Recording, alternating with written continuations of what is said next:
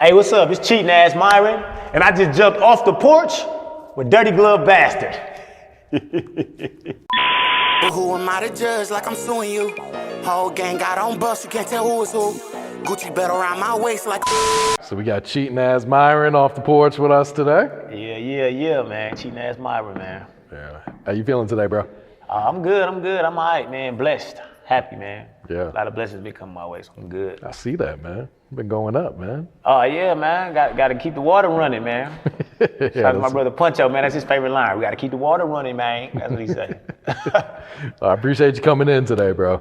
Yeah. Appreciate y'all for having me, man. I've been trying to get on this porch for a long time. For real? Okay. Yeah. That's love, man. Real you talk. here. You here. So how you feeling about this new year, man? I mean, it's still the beginning, man. So far, so good, man. You know, I mean, I got things I'm trying to set in stone to get, you know what I'm saying, to get going and things like that. But, I mean, ain't no complaints yet. Okay. We got Trump ass out of the office, man. Thank God, man. Yeah, we got Trump Took ass. 4 years, but That's the first start. That's the first start, man. So, hey, so far, so good, man. yeah, I feel that, man. So originally from Milwaukee, right? Yeah, Milwaukee, Wisconsin. Born and raised Milwaukee, Wisconsin. Okay. Yeah. So what was it like growing up in Milwaukee? Man, Milwaukee. It's crazy because people think Milwaukee like white people, cows, cornfields, because they hear Wisconsin. You know what I mean? But Milwaukee is terrible, man. It's a rough the city, of Milwaukee, man. Yeah, the city of Milwaukee. I grew up on the north side, 24th and Locust of Milwaukee. Man, that's the north side, man. You got like Burleigh, Center, Chambers, like it's Keith. So many, man. But right in the middle, man. But growing up over there, it was like you seen a lot. Like I wasn't the one that did it. I was around a lot of people that did stuff. You know what I'm saying? But I was the one that was just like running with them. Or I did little stuff, but not nothing like life-threatening. You get what I'm saying? But I seen a whole lot, man. So it was real rough. Like I seen some stuff. Yeah. And I can't say it on camera, but I seen some stuff, like for real. But that's how I knew I wasn't the one that wanted to do it. I'm like, nah, I ain't doing that. I feel that, But man. it was to me, I don't know, growing up over there was pretty cool though. Like, ain't nothing like that. Your neighborhood, running around with your friends and stuff like that. You know what I mean? That was better over there to me than my friends at school at the time. You know what I mean? Because it's like, you know, the whole neighborhood, the gangways and all that. You know, a lot of gunshots. Oh yeah. But when you over there all the time, you just adapt to it. You know what I mean? Yeah. So it was rough though. I just wasn't the one doing it. You know what I'm saying? It was definitely rough. Yeah. Wise decision, man. Yeah, oh yeah, definitely a wise decision, man. And I had DARE. Y'all know, I forgot what that stands for, man. Like drugs, like I don't smoke weed or nothing either. Like I drink, but I don't smoke weed. Yeah. But we had a DARE program when I was in elementary school, man. Dare to keep the kids off drugs. Yeah, I don't remember what the acronym was. Yeah, that's what it was. Yeah, that's what it was, the little dog and all that, Yeah. man. And I had friends when we was like in the 4th grade, they was already smoking weed. I thought they was crackheads then. I'm like, man, y'all some crackheads. Because all I cared about was basketball then, you know what I'm saying? I'm like, man, y'all some crackheads. You know, man, we was, what's 4th grade, like 10, 11? Smoking weed already. We used to steal weed from my uncle, man, and didn't know what we was doing, man. Like, we'd sell it, like, we'd get like a, man, I don't even know what size it was. That was so long ago, man. I'm quarter pound of weed, sell it for like $5 off. My uncle used to be mad. Just giving it away. Yeah, because my cousin used to steal it though, and I'd be with. I told you I would never want to actually steal it. Like he would go in his room, my uncle used to sell weed, he would steal it, and then I'd just be like the lookout. And then when he get it and we sell it for like $5. And then we happy that we both got like $2.50. We was going to the store buying cookies and chips. And then like later at night he'd be going to the crib mad, snapping. Who stole my damn? He knew it was us, but he could never prove it. You know what I'm saying? But it's like when we grew up, it's like I can't believe we was doing that, dog. $5. $5. Just we giving it away. We was like we was in the 4th grade, 4th and 5th grade, but we knew that people smoked it. But my cousin was just, I was following after him. Yeah, so he was the bad one, dog. That's funny. Forgot about that. Were you always known as like the funny one of the group? Oh yeah, the funny fast one. I was fast as hell. You was That's why it's fast? funny that I be running these videos, because my family will tell you, like, one thing they always say, like, dude, I ain't never got no clothes on, because I'm always in my drawers running. They say, I'm always running, and then I'm funny. And that describes my whole childhood. Like, I used to always be in the mirror, or like when we have dance contests, you know, the aunties for $1, I was always the skinny nephew. There was a lot of boys, and I would take my shirt off, and I knew I looked stupid dancing and doing all that. So that carried over into adulthood. Running fast, I used to be a picker. I used to pick all the time with my cousins because I knew they couldn't catch me, like hit them with rocks and stuff, and then take off, and it used to piss them off. They could never catch me. You know what I'm saying? And I ran track, 4th grade. I wasn't that fast. I came in 3rd place, but hey, I wasn't running out of fear that day though. That's why I was running just for fun. They'd have had somebody chase me that day. I probably I'd have came and I'd have exceeded first. I don't even know what's above first place, but I'd have got it. You would have got it. But yeah, that's all. That's the same, man. It just carried over to adulthood. You know what I'm saying? But that's what I definitely the goof one. Got whoopings every day. Yeah. Birthday, my dad would set me up. He'd be like, so how was school? You know, I'm young. You know, we don't know how to lie. Like, we think we outsmart. How was school? Oh, it was good. He like, you sure? I'm like, yeah, I ain't getting in trouble. She ain't say nothing. And then he'd sit me on the couch and play the voicemail. Teachers used to leave the voicemails on the house phones. Mm-hmm. And he'll play it, and it'd be, I couldn't stand Miss Tokar's. That's why I remember her name. Yeah, Myron had a difficult day today and all this stuff like that. And I'll get my ass whooped in the room again. I'm like, man, I just never learned. Well, it's paying off now. You know what I'm saying? Yeah, for real. A lot of ass whoopings. So how'd you get your start online? Like, what were some of the first skits, or were you even doing skits? What were you doing? No, it's crazy because I started off doing stand-up first, like trying stand-up first. And then I was paying attention to like the internet. Once I really, cause you know Vine and all that was out, but I still wasn't sold on it. Like people blowing up like DC and Country Wayne and them. But then I started, you know, as Vine was over, then Instagram happened. And then I started seeing people blowing up from even Facebook. I was like, hold on, like at the time, I ain't got no money to travel stage to stage for people to see me, you know what I mean? Like, so why not jump on this internet? I knew I was silly and funny.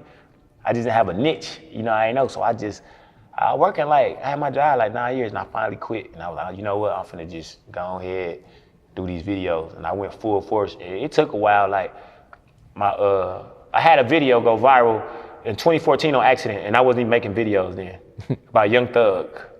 What happened? Remember that song came out, Lifestyle. Okay, yeah. Like, you know what I mean? Mm-hmm. And we were drunk, and I was at my homie's house one day, and they was like, that song was playing, and we was drunk. You know, that's when you just being natural. I wasn't trying to be funny.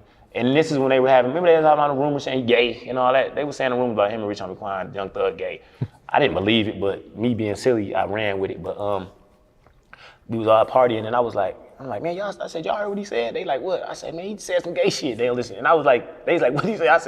I said, he said, lick the top tip of the dick, and that's just the beginning. And everybody started listening for it, and I'm cracking up because I knew I was lying, you know what I'm saying? So then I took that joke to stage, and then it worked. And I'm like, damn, that shit really worked. So then, at the time, like I said, I wasn't even doing videos. I didn't care about social media. So in my mind, I'm like, I'm finna make a video and put this on Facebook, just so other people in my city could see it, because it was so funny to me, and it was working on stage. Yeah. And I did it, and it went viral. Crazy thing is, it went viral, and I didn't even know because I didn't care. I'm at work 3 days later, my friend hit me, hey, you know you got 300-some-thousand views on Facebook. I said, what? Like, how you know that and I don't? You know what I'm saying? So I go look at it, boom, that was on a Wednesday. I had made the video Monday. Then on Friday, my sister's boyfriend called me, hey man, you on World Star, right? So at the time, this is before me doing videos and knowing how it works and all that. So I got excited. I'm like, oh man, like I made World Star, so I'm happy. You know what I'm saying? I'm like, my best friend Gio, he said, nigga, we made it and all this. He telling me, like, we own. He like, bro, they finna start calling you now. Man, that shit didn't happen. Then nothing happened. I was still working for like 3 more years. Well, we thought we made it because of World Star post. And then once I became CheatingAssMyron, 2017, you know, when you keep going at it, mm-hmm. you eventually find your niche, and I feel like that's just what happened. I just kept making. I took a break from that. I let that ride out. Then I was like, let me try, and I was hoping I could make another one. So then 2017 came. I ended up making my first CheatingAssMyron video, not knowing what I was creating. Yeah. Just woke up, made a video, getting kicked out the house in my drawers, carrying a big old pit bull in the rain, having my girl snap on me. Yeah, and everybody thought it was real, and it hit 1 million overnight. And I was like, this time I'm finna keep going. So I was like, they think it's real, so I was smart enough to know that. So I kept doing videos like that, different situations, and they were everyone after that was like 1 million, 2 million, 3 million, 4 million, 5 million, this and that.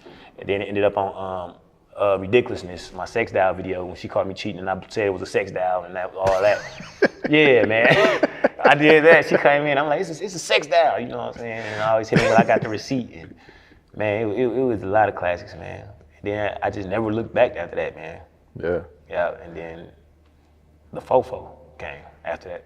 I just saw Shaq rapping to the Shaq, that's my homie. He was like the second celebrity to ever reach out to me. He actually DM'd me first. When I originally talked to Shaq, he DM'd me. He thought I was serious.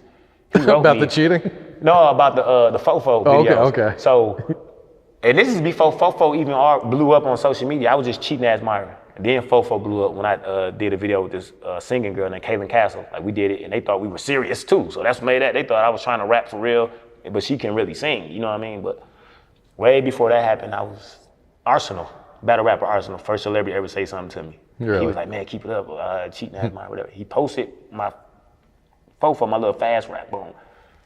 And I guess Shaq seen it off his page. I put 2 and 2 together. He never told me this, but that's how he had to see me. And then he DM'd me one day and was like, hey, he said that rap you did was fire. So I'm driving, I pull over, I'm like, this can't be Shaq. And it was a blue check. I looked at it, I'm like, dang. So after that, I just, I wrote him back, and I was like, once I realized it was really him, seeing all the followers, and I was like, man, I don't rap, man. I said, that was just like fake, you know what I'm saying? And then he was like, oh, nigga, I thought you rap for real. This was Shaq said. And I was like, nah. So then he started sending, he had work, you know, he'd be at the studios doing the halftime shows. You can see he could work or whatever, or some at home. He's doing like lip syncs of my stuff, like playing it in the background, like what you probably seen on my page. And yeah. You do all this stuff like this. And I'm like, dude, like really messing with it. He did like 2 or 3 of those. And I was like, oh, this phase with Shaq gonna just die. He just messing with me now. But now it's 2021 and that was 2018. And we're still friends. Like he'll randomly call, check on me. Hey, what's up? How you doing? I love you. Like just check, you know, messing with you. And I like that. Like it's dope, man. Yeah, when you first started, did you ever think, hey, I'm gonna be friends with Shaq one day? Yeah, I know that. I wasn't thinking that. A lot of people, man, like even Michael Blackson, that's one of my tight homies, man. He just let me brought open you out up. at a show, right? Yeah, but it's random because I was at a bowling alley that I was doing something because my mom passed away. So, you know, Ashley had threw me something like a special for my mom's birthday. It was her birthday. You know, I invited all my friends and things like that, and we were there. And it's crazy because I looked at my phone late. I seen the message like 45 minutes late, and it's Michael Blackson like, hey, I want to see your stand-up come open up for my show tonight. And I'm like, and it's a personal text, man. You know what I'm saying? So I'm like, instantly, I got nervous. I had this shit so bad. I was nervous. I went and shit in the bowling alley. I got so nervous. In the bowling alley. Because, you know, pressure on. It's like, damn, it's Michael Blackson. Not that I'm scared to get on stage, but it's like Michael Blackson, the pressure on. I can't mess up. You thinking? Then I told myself, I said, why are you panicking? I said, you know you funny. Just go be you. You know what I mean? Just go be you. The same how you been. That's just why he like you already. This is why you did like 10 videos with me. You know what I mean? So I did that and it worked. Everything hit, boom. You know what I'm saying? So definitely was good, man. Yeah. Good looks, man. Were there any comedians that you looked up to when you were growing up? Definitely. My favorite, man, everybody probably know that because they say Chris Tucker, man, that's my favorite. That's my favorite comedian in the world, man. I remember when Friday came out, I was like, dog, funny. He was funny as hell. And it was his energy, man, too. Outside of his facial expressions and stuff, he had amazing energy, man. You know what I mean? Of course, you got other people, Jamie Foxx, and I can name a lot of people, Martin and Bernie Mac and Eddie Murphy. Like, it's a lot of people that's way before me, people I've seen growing up. Like, all the greats, the typical greats that you could possibly think of, I love all of them. But right now, my favorite, too, Chris Tucker is my favorite of all time. Then it's this guy, Tony Roberts, man. He's funny as hell. If y'all don't know who that is, look him up. He's like a very seasoned, household name in the stand-up comedy. He's just not like Kevin Hart with the movies and stuff. You get what I'm saying? But he's a household name in the stand-up world. Dude is hilarious. And that's like, if I could do a show, it would be me, Tony Roberts, and Chris Tucker. Yeah. Like, most definitely, them dudes is hilarious, man. Yeah. Facts. How much different is it doing stand-up compared to these online videos? Oh, it's definitely different, man. Either you have it or you don't. Like, a lot of internet comedians they scared to get on the stage. And it's not that they probably can't do it. They're so afraid that they put in their head they can't do it, so they don't even try to learn. Or they might try it and fail. I had to fail before. You know what I'm saying? The best fail. Kevin Hart failed before he was Kevin Hart. You feel what I'm saying? Mm-hmm. So it's like, it's definitely different because here it's like you in front of a camera, it's just you, your friends, whatever, a comfort thing. Out here it's like a whole bunch of people that don't know you, that you have to make laugh because that's what they're here for. So you have to make them laugh. And with you being a social media influencer, you know what I mean? It's like a double whammy because it's like if they don't know you, you got to make them laugh. Now you come out here, they put you on a pedestal already. Like, oh, he got this many followers, he's known, he better be funny. If you go out there and you don't make them laugh, they're gonna be like, nah, I ain't buying no ticket for your show no more. You know what I'm saying? So it's different, man, going out in front of a crowd, because a video, I can stop the camera, I messed up, do it again. You can't, you gotta be witty on that stage. You mess up a joke, you gotta be witty and be able to fix it without the crowd even knowing, or if they do catch it, turn it into a joke right there and there and keep it going. You know what I'm saying? It's definitely different. You can't be like, cut, and come back on stage and try it again. You know what I'm saying? You gotta just go. Yeah. I had some bad ones before, man. Ever get booed off the stage? I only ever been booed one time. It was like my 4th time being on stage, and my best friend was telling me, because I had did 3 before that when I very first started, way 4 videos. He was like, hey, I did good for a beginner, because I just used my natural ability to be goofy, silly, and it worked. And now that I'm more seasoned, to be like, I think they really was just laughing, but they seen the potential, but I probably was making a fool out of myself by the shit I was doing. But that 4th show, I think it was like the 4th or 5th one, I'm not sure, I don't remember, but we was riding there. He was like, hey, you got your stuff together? I pulled a notebook out. I said, I got some in here. He said, man, you got to stop doing that, man. He said, you got to start having your stuff together. He said, you can't always go off being witty. You got to have your stuff that you need to talk about and use that just within the set. You know what I'm saying? I'm like, he couldn't tell me nothing because he's a basketball man. Shut up. Well, soon when we get there, right, I get on stage, they bring me up, and I said, I don't remember what I said. My first joke, it was like a light laugh. So I wasn't nervous. Then I said this, I don't even remember what I said. But the second time I said something, they was like, boo, boo. And I got so mad, I was like, man, F y'all, man, I don't give a damn, F y'all. But what was really making me mad, it wasn't even about the boos, but my friend was in the front cracking up. So I'm looking at him and he thought it was funny. He like, I told you I thought. And I'm like, man, no, don't tell me nothing. Help me. You know what I'm saying? I don't know what he was gonna do, but help me, man. And he was laughing, so that's what really made me mad. But I thought about that after that and I never got booed. Even if I had a good or bad show, a bad show now to me is if I don't get as many laughs as I wanted, you know what I'm saying? But crowds are different because you can kill 10 shows straight and then at 11 show hit them with the same jokes that you've been killing with and they'll look at you like, and it had you second guessing like, hey, maybe I don't know. But it's like every crowd is different, but it's a part of growth. You just have to learn your crowds and, you know, pay attention to your crowds and figure it out. So yeah, it's definitely different. I love it though. Yeah. How often do you come up with like new material? Do you introduce new material in every show, or do you kind of have like a new set? No, see, you got a book. I got a notebook and a phone full of stuff. But my thing is I try to master a set first, you know what I mean? And then slowly add something to it. So it would start with like 5 minutes of stuff that you know works. Then you add another 5. Now you got 10, add another 5. This is without you already naturally being able to interact with the crowd. Like I have that natural. I can go out there and talk to a crowd and have fun and have them cracking up. But if that runs out, what if it's a crowd don't want to hear you kind of freestyle? You know, people can tell when you freestyling, having fun, just going off the moment. Some crowds probably be like, I don't want to hear that. Tell me some jokes. And if you ain't got no jokes, it's like, you dead. You know what I'm saying? So I've been through it, man. Yeah. Definitely. And you want to do your own tour, right? Oh, yeah, most definitely, man. I'm thinking, I'm going to name it, I got the receipt, man. That's part of my little slogan from when I be cheating. That's like my getaway, get out of jail free card when I cheat. I always, I got the motherfucking receipt right here. Everybody love that, dude. I might name it that just so it's like, you know, it catches people's attention because they'll know like, oh, that's CheatingAssMyron. That's like my first one has to be called that. You know what I mean? So definitely. Yeah, it's part of your brand, you know. Yeah, I have to. Like my first one can't be nothing else. Like death, fresh out of COVID. I don't want none of that, right? I mean, you know what I mean? Yeah, I'm saying people might do that, like fresh out of COVID or something like that. I don't know because it is, but me, I'm like, I got the receipt comedy tour. You know what I'm saying? CheatingAssMyron, I got the receipt comedy tour. It all fits perfect for my first one. Yeah. As I build and get better and better and stronger, other things will come that make sense that fits me. But that first one is gonna be called that. Absolutely, yeah. I'm gonna got do to, it. man. You got to. How are the crowds here in Atlanta?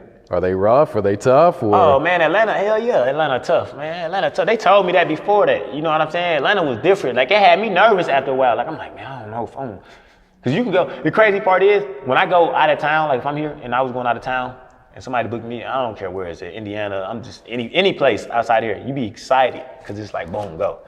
And you do it and you ain't thinking about nothing, you just go on stage and boom. But when you hear, you got a show, my heart instantly beats. Boom, boom, boom, boom, boom, boom, boom. I'm like, man, damn Atlanta, man. But after I did this show with Michael Blackson and a few other shows I've done, it was like, that's kind of been going now for a while. But at first I was nervous and it's like, how you gonna come down here and get nervous? And this is what you came down here for. So you just gotta do it. You know what I mean? How long you been in Atlanta now? A year. Well, actually, I say it's been actually longer than a year and a half because the end of February, it'll make 2 years now. The end of February, it'll make 2 years.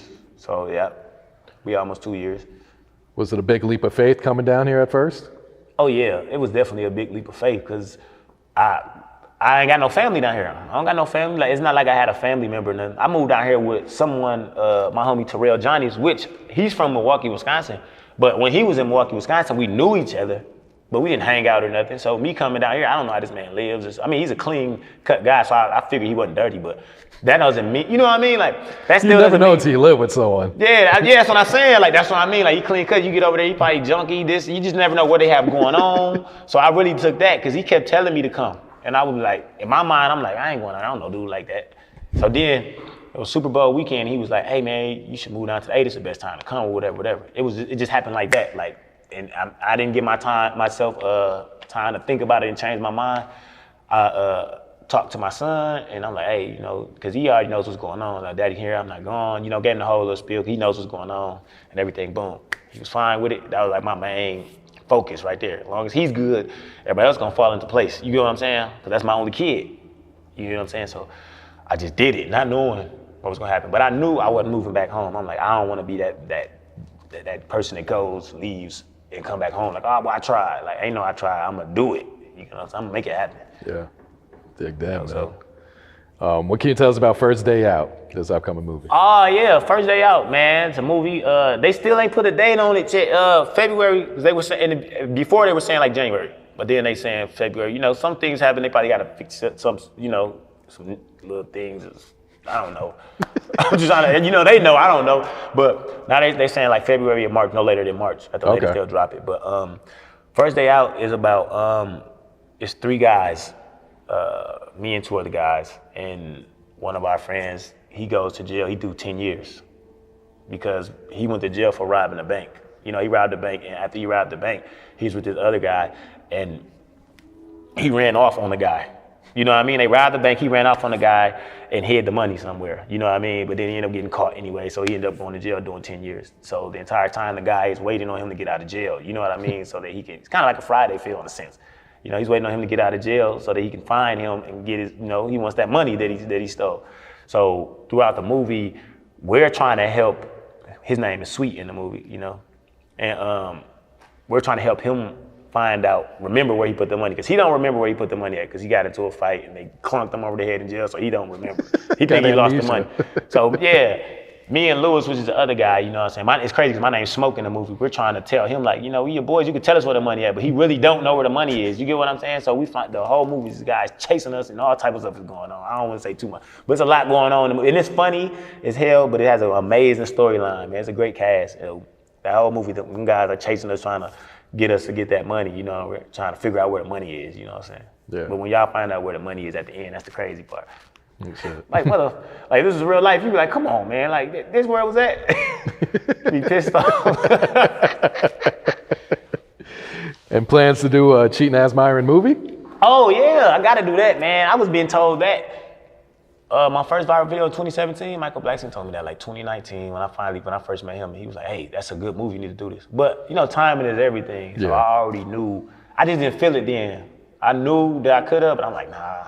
And now it's like, I know I'm a lot bigger. Like, I'm a lot more bigger than even what my numbers show, you know, because I still have other social media outlets, but people don't realize your reach. You can have a million followers, 500 and, like, I got 562 or something, 564 or something.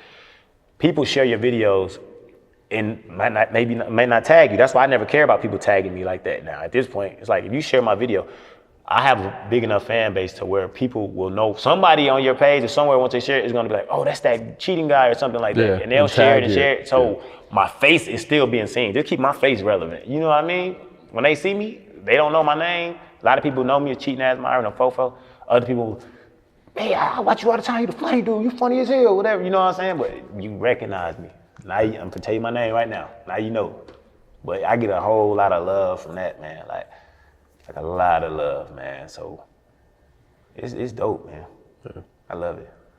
What's your ultimate goal out of this? To do stand-up and movies, or? Yeah, man. I definitely want to, mainly movies, but I don't want to take away from stand-up. Like, I want to do things that other people didn't do. Like, you see Kevin Hart still, he does everything. So it's like, he's, if you see him working, it make you be like, how can I not work hard? Because this man, he can sit down right now and just be straight for the rest of his life. Kids be straight, everything, unless they just blow the money. But I'm just saying, that's a lot of money to blow. That's what I'm saying, man. See, and he's in movies and commercials and just did a everything. Netflix last year. Netflix, but he's doing 4-5 movies a year. Then he do a special like every year. It seems like, you know what I'm saying, outside of all the other things he got going on. and all the other things he's doing to help put other comedians on and stuff like that. So it's like, this man is like, it seems like he never sleeps, man. You know what I'm saying? But me, I definitely, my goal, my main thing is movies, but I still want to do stand-up, you know what I mean? But movies, like I love to just film movies. Cause I know I'd be funny as hell in movies. I know I would. I just got too much personality, man. Like, they allowed me to be myself, like stay within the script, like First Day Out did. Yeah. They totally, I didn't know none of them guys, none of the producer, nothing. They knew me. I got there, be yourself. You know your lines? I'm like, yes. Stay within the lines, but say it how Myron would say it. Same energy, the attitude you have in them videos, that's what we want. That's why we got you. And they allowed me to do it. And I was like, and I was watching them tell other people like, nuh-uh, tone down, you can't do this. But no matter what I did, they allowed me to be myself. They never told me it was too much. Nope, they never, I was trying to think like maybe, but they never told me like it was too much. They just allowed me to be myself 100%. Yeah. Would you do roles outside of comedy? Like, would you do some drama? Would you do some serious acting? You know what? I want to. I would try, but I just know people. I just be like, man, people gonna look at me. People just gonna laugh anyway. They gonna laugh at me. I be serious, still crying and everything. They gonna be like, they just won't take it serious, man. What'd you do? Would you laugh? What would you do? Could you see me being serious? Would you laugh? Or what would you do? Look, Just saying, no. you see me always running around and draw. Like, man, I got the receipt, man. Let's get it. Then I gotta try to be serious, man. They like, man.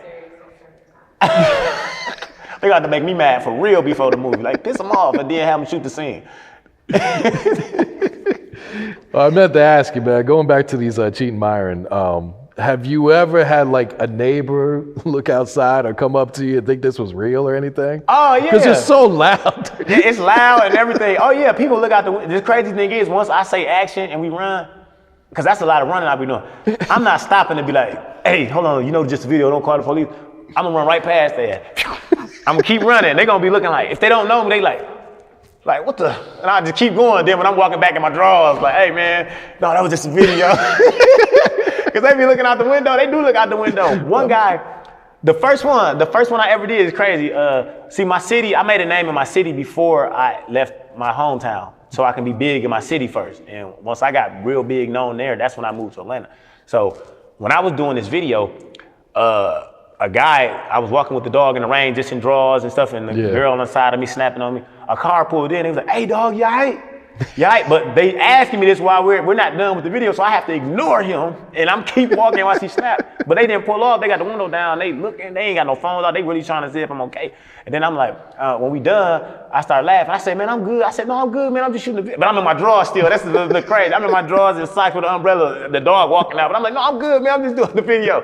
And they looked, they were like, oh man, that's that funny nigga, man. They say your ass crazy, man, and pulled off. Like, then I was rollerblading in some drawers on the freeway one time. Oh, I remember that one too. Yeah. I had a garbage bag on my back, like she put me out. That's all I had, man. I think I had a ball and a shovel. I don't know what I had in my hand. And my guy was on the side of me, following me, like, hey man, what happened to you? I'm like, man, she put me out, man. And I was like, I don't know what I had in my hand, man. I take everything. I've been walking down shooting drawers with a ceiling fan. I had a whole ceiling fan in my hand walking down a busy street. It's the stupidest stuff ever, man, when I think about it. But people been riding past like honking or got their phones out, and I'm like, man, I hope they don't post my video before I get to post it. You know what I'm saying? Like, look at this fool. Yeah, man, they see it, then they see it. Somebody in the comments, if you look through the comments sometimes, they'll be like, man, I thought this was real, man. I seen you walking down over there by Stevenson High School. I thought this was real. I don't even reply back. I just be like, but it's funny, dog. You just look out the window, you see some guy walking with his I had a wooden ceiling fan, big whole ceiling fan, because we had got one, took out our ceiling and got a new one put in. So it was in the garage, and I'm just great. It was heavy as hell too. I'm just walking mad as hell, man. I do all type of stuff.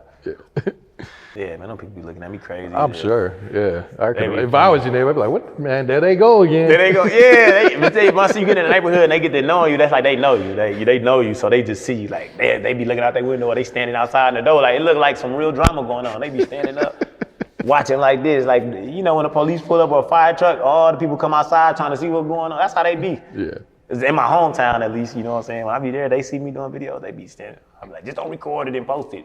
Yeah. All right, Myron, do you have any advice for any upcoming comedians on how to get a start? Oh, man, consistency, man. Most definitely consistency. Because a lot of people will start and then they get discouraged because numbers ain't matching up. Like they'll see us going viral and all that, and they're like, man, why my stuff in there not be funny? It's like obviously it's not your niche, and don't nobody know you yet. You get what I'm saying? So you have to be consistent and just keep going, staying, you know, and being motivated. You know what I mean? Like don't let nobody tell you, oh, this ain't funny. Like if you think it's funny, just post it. Eventually you will find your niche. I did a lot of stuff people said that ain't funny. When I first started, I didn't even care. I was tunnel vision. I was just dropping stuff. Like I know this is gonna work. I didn't care about no views. I didn't care about views, man. I remember I was getting 6 views on stuff.